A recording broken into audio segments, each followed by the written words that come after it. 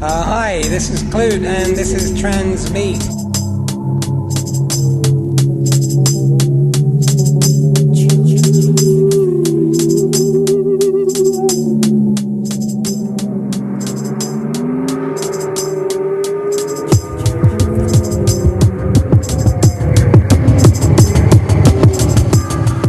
So the introduction.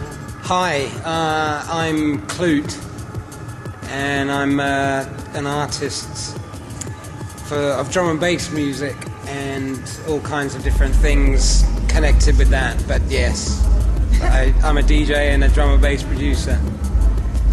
Okay, so as far as I know, you came from the punk. That's right. Stuff. Yes. So can you tell us the transgression from like the punk ethos to the drum and bass? Is it like a natural upgrade, or is it completely different, or is there anything like I think it's everyone's journey is individual, and it made sense to me. It doesn't mean that it makes sense to anyone else. Certainly, everyone I knew from the punk rock times pretty much stuck with punk rock and kept doing that, and that seemed like a logical thing for them to do. But for me, I suppose I don't know if it's got anything to do with punk rock. It's maybe the element of do-it-yourself is something that's similar to it, but I don't think it's necessarily too similar. Mm-hmm. So is there any of the ethos of punk, like any like really, I don't know, statements alongside the music, or is it just the music? Well, drum and bass is completely non-political, whereas punk rock is extremely political, whether it's government-style politics or social politics. Drum and bass hasn't pretty much nothing to say. It's instrumental music, and if there are lyrics, it's usually something that's sampled from a house record, so it'll say, oh, I love you, or, feel your body or something. For me, I think the connection is do it yourself, as in you take the power in yourself and you create the music yourself independently, and put out your own records and do your own things, which I think that's similar. Okay, that was sort of my second question, because I know you have your own label. Yeah. So is it really difficult? I mean, major labels versus like do-it-yourself kind of stuff. Is it possible to survive in this like really capitalistic world where like only commercials sell? Can you live on like doing the things you really like just because you like it, or does it have to be like some kind of agreement between like mainstream and like agreement with the devil? Yeah. Well, I think as soon as you make something available for sale, you're playing the same game as everyone else. So, in a respect, you are in competition with Madonna, as it were, because you're asking people to pay for your music. In terms of independent music, I think it's easier to survive as an independent artist releasing records than a major label, because there's less costs involved. You have less people who are relying on you to provide a living for. You don't have accounting departments or 5 secretaries and managers and agents and stuff like that. Everyone everyone involved participates in their small level, and it keeps going. And I think you can release records and sell very little but still make it work. So I think it's easy enough. Okay, and now an abstract question. How do you feel on the status of like electronic music in the world of arts? Because I sort of feel that music is always like one level down, underneath, like, I don't know, high arts or something, right? Because it's taken for granted, like something to consume. Sure. Not something that lasts long. Yeah, I think music is definitely, in terms of how it's perceived as art, it's certainly viewed lower by the establishment.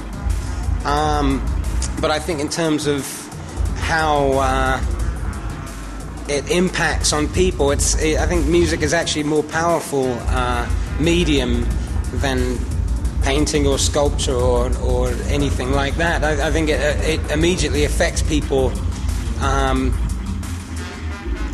much quicker and on a more subconscious level, and it's quite a spiritual thing. Music, the dance, regardless of what kind of music it is, it still affects you. And I think that's kind of been forgotten through commercial interests within music, i.e. pop music, trying to make music appeal to as many people as possible so you can make as much money. That's why I think music has lost its credibility in terms of it being an art form. And what is it that makes you make music? I mean, what is your goal? What are your interests? What do you experiment with? Do you experiment at all? Well, I think for me, the way I relate to music is it's about the chance, the collision of things happening at a certain time by accident that makes something special. I forgot the question. Do you have an example of like chance? Ruling into your process of making music? I mean, it's very simple and kind of basic. Like maybe you write a drum pattern and by mistake you select a different sound and it comes out with an interesting tune. Or maybe you find a vocal from someone else's record and it just happens to work with something you already have that you didn't expect. And it could only happen by chance. So. Okay, and the importance of electronic music, like, can you imagine 100 years from now? What will people think of this, let's say, movement? Do you think it will be relevant, or will it be forgotten? Like one of the things that was happening in the time. I don't know. I think if it keeps going the way it's going, it's going to be very boring. Why? I think people are doing more exciting things with electronics, in the 1950s, 1960s, than they are now. Considering the power that people have with computers and the infinite possibilities, I think people have become too concerned or just influenced too much by what has preceded them for them to make something truly original, whereas people in the 50s, 60s who were really just going out and making wild stuff with tape and electronics and basic oscillators were making far more crazy music than... And, what kind of help do you use when you make music? I mean, do you use only the basic things like a computer program and a MIDI? I mean it's all basically computers and MIDI and synthesizers and stuff like that.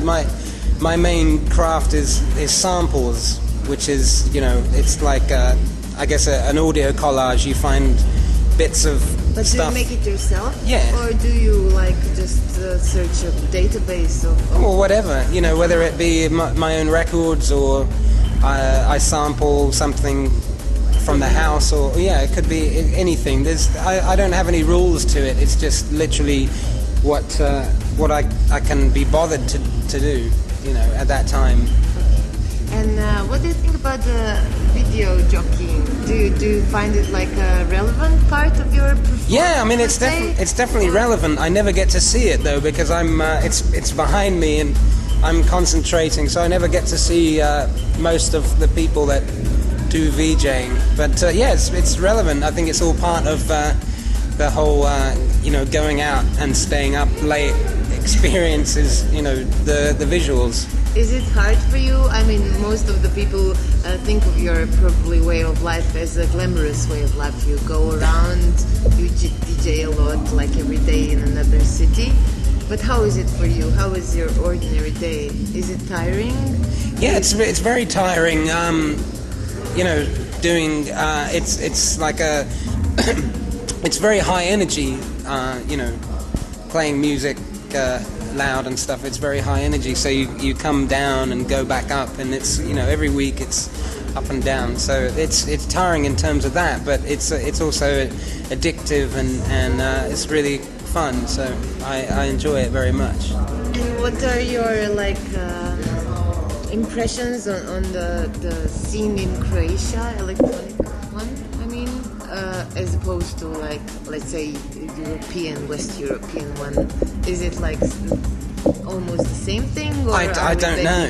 I don't know. I wouldn't say. I mean, it's not fair to say something's behind, because I think the time is over where you know, you had to refer to England or, you know, London or Berlin or you know, before that New York, in terms of being the place where, yeah, that's where we need to take our influence from. I think because of, you know, things like the internet and you know, the new areas of people expressing themselves, that it's, you know, literally it doesn't become comparable. Every place is its own place, and there's individual expressions, and I in a kind of